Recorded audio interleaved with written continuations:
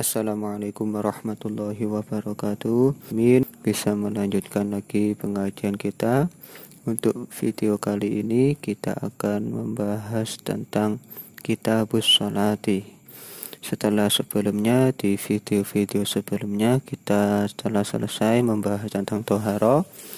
Pada video kali ini kita memulai untuk mengkaji tentang sholat. Tadi nanti apa saja yang dibahas bisa disimak pada video-video seperti pengajian kita apa yang kita barokah manfaat fid dini wa dunya hatta akhirah biridhahi ta'ala wa bi syafaati rasulillah wa quliyati sholihah. Al-Fatihah. Bismillahirrahmanirrahim. Ya hadza kitabus sholati, ini ialah hukum sholat. As-sholatu, adapun sholat, al-mafrudhatu, yang diwajibkan, ialah khamsun, 5. Jadi sholat fardu yang sholat yang difardukan itu ada 5. Ialah adzuhru, sholat zuhur. Wa awwalu waqtiha, adapun awal waktu sholat zuhur. Sebelum saya lanjut, seperti yang kita tahu bahwa sholat fardu telah ditentukan waktu-waktunya, dan dalam hal ini menurut sebagian ulama memiliki beberapa hikmah. Di antara adalah mengingatkan manusia akan pertumbuhannya, seperti ketika matahari terbit. Hal ini seperti ketika manusia pertama kali dilahirkannya, itu seperti mulai tambahkan ketika meningginya matahari. Kemudian masa mudanya itu seperti ketika matahari pada posisi istiwa, jadi pas di atas kepala, dan seterusnya sampai terbenamnya matahari yang menggambarkan seperti waktu kematian manusia. Jadi itu salah satu hikmah ditetapkannya waktu-waktu sholat. Ialah zawalu syamsi, tergelincirnya matahari. Jadi permulaan gelincirnya matahari. Wa akhiruhu, dan adapun akhirnya waktu zuhur, ialah idza shara, ketika menjadi apa dilukul syai'in, bayangan setiap benda, ialah mislahu, sepadanya syai'. Ba'da zawali, di dalam setelah tergelincirnya matahari. Dan adapun akhir dari waktu sholat zuhur itu ketika bersama dengan suatu benda setelah tergelincirnya matahari. Itu akhir dari waktu sholat zuhur. Wal asru, dan sholat asar, wa awwalu waktiha, dan adapun awal waktunya sholat asar ialah li bayangan sepadan. Kemudian permulaannya itu ketika bertambahnya bayang-bayang tersebut dengan bendanya. Kalau akhir dari waktu sholat zuhur ketika sama, kemudian ketika sudah bertambah, maka sudah masuk waktu sholat asar.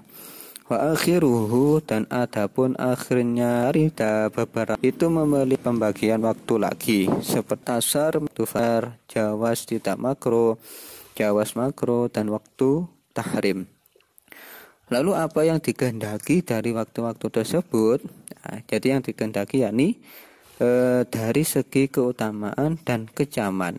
Seperti waktu fadilah ialah bertambahnya pahala dari sudut pandang waktu.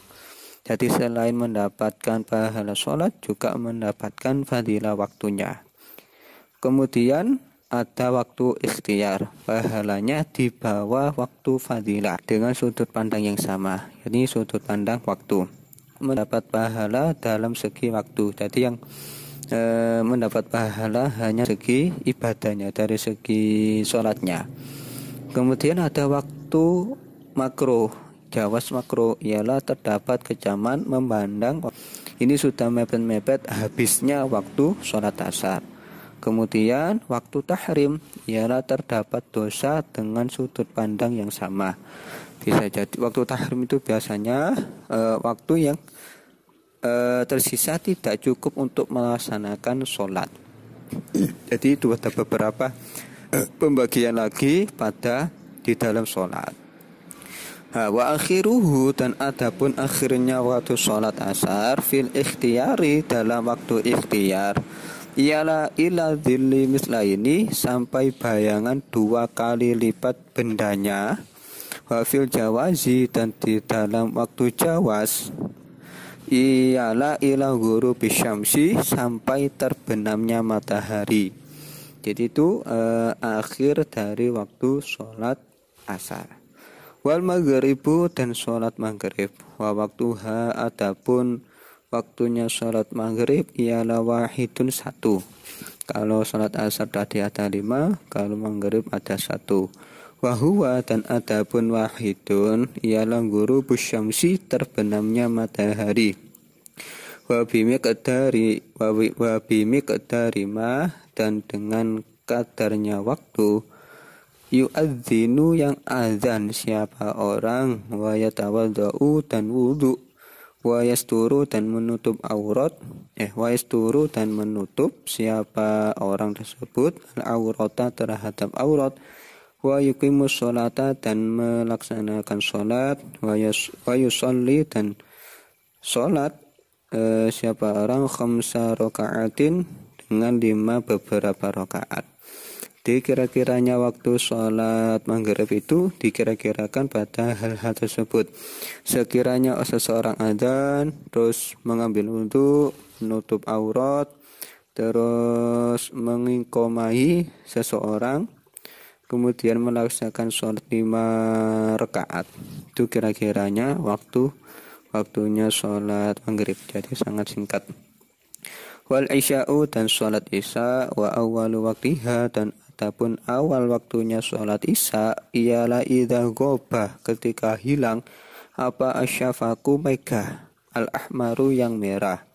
Di permulaan sholat isya itu ketika hilangnya mega merah di ufuk barat biasanya. Jadi itu bekas dari terbenamnya matahari.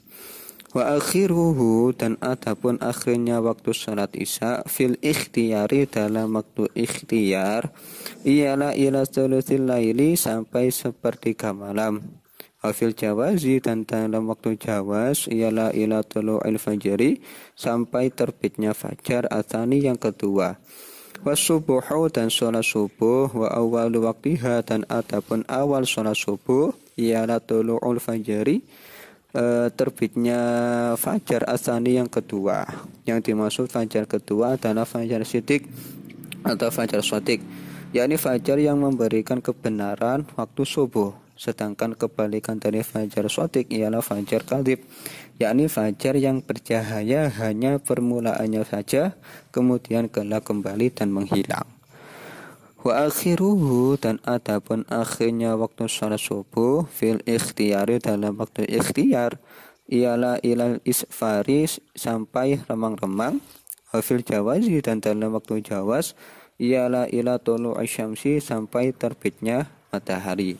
Jadi itu adalah beberapa pembagian waktu sholat fardu. Semoga teman-teman semua di sini bisa melaksanakannya, lebih-lebih bisa melaksanakannya pada waktu fadilah, agar ketika melaksanakan sholat juga mendapatkan pahala sholatnya, dan juga mendapatkan pahala dari waktu.